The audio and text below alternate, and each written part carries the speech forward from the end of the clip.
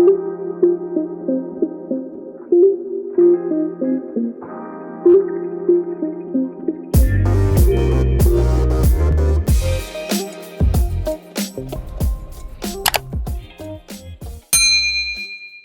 दोस्तों, क्या हाल है, कैसे हैं।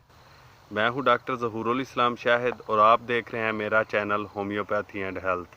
प्यारे दोस्तों, आज की वीडियो में मैं आपके साथ होम्योपैथिक मेडिसिन आर्सेनिकम आयोडेटम के यूजेस एंड बेनिफिट्स शेयर करूंगा। चलें शुरू करते हैं।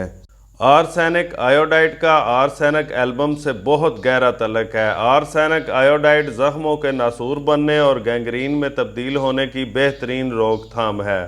फेफड़ों के निचले हिस्सा में जख्म और हवा की नाली में सोजश हो तो ये बहुत मौसर है। आर्सेनिक आयोडाइड में हर किस्म की बीमारियां पाई जाती हैं और इसकी अलामात का आम आर्सेनिक से इम्तियाज़ बाज़ दफ़ा मुश्किल होता है। आर्सेनिक का मरीज़ बहुत ठंडा होता है, लेकिन आयोडेटम का मरीज़ बहुत गर्मी महसूस करता है और तेज़ चलने और तेज़ी से हरकत करने से इसकी बेचैनी का इजहार होता है। ऐसा बच्चा जो बहुत शरारती और फुर्तीला हो, काबू में ना आए, खूब खाए पिए लेकिन दुबला पतला हो, आयोडीन का मिजाज रखता है। यही मिजाज आर्सेनिक आयोडाइड में भी किसी हद तक दिखाई देता है। इस दवा के मरीज़ों में तजादात मिलते हैं। कभी मरीज़ की अलामात आर्सेनिक से मिलती हैं और कभी आयोडीन से, जो दो मुतजाद अलामतों वाली दवाएं हैं। बहुत सी दीगर अलामतों को पेश नज़र रख कर इस दवा की निशानदेही करनी पड़ती है। आर्सेनिक आयोडाइड बहुत वसीउल असर दवा है। इसके तमाम अखराजात काटने और छीलने वाले होते हैं। जिस मखरज से भी गुजरें वहाँ सुर्खी, जलन और सोजश पैदा कर देते हैं।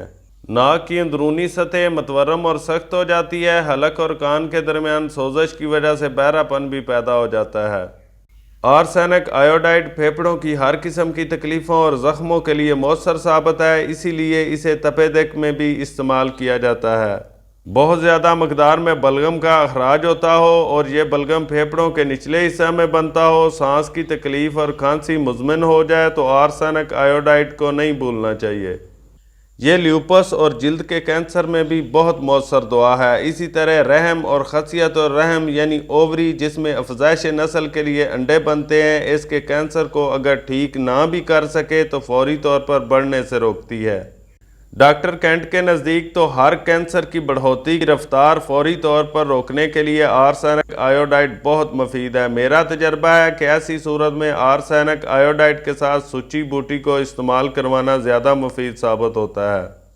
आर्सेनिक आयोडाइड मुख्तलिफ किस्म के एक्जीमों पर भी अच्छा असर रखती है। मसलन ऐसे एक्जीमे जिनमें जिल्द बहुत खुश्क हो और बड़े बड़े छिलके उतरते हों, जिनके नीचे से ज़ख्मी और छिली हुई जिल्द ज़ाहिर हो और रतूबत निकलती हो।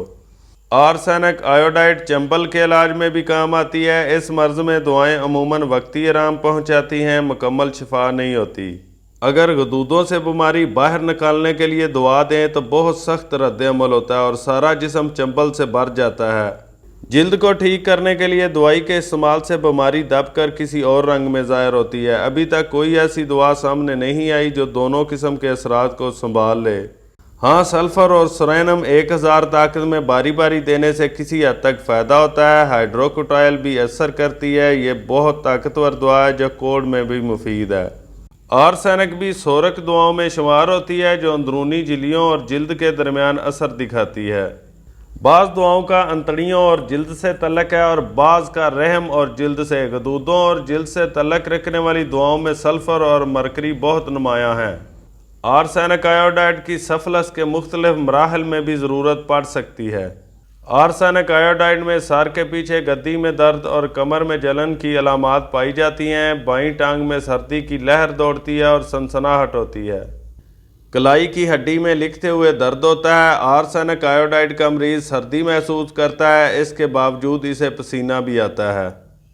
इसकी तकलीफ बढ़ जाए तो मतली भी शुरू हो जाती है। सख्त प्यास लगती है मगर फास्फोरस की तरह पानी पीते ही थोड़ी देर में कैं हो जाती है।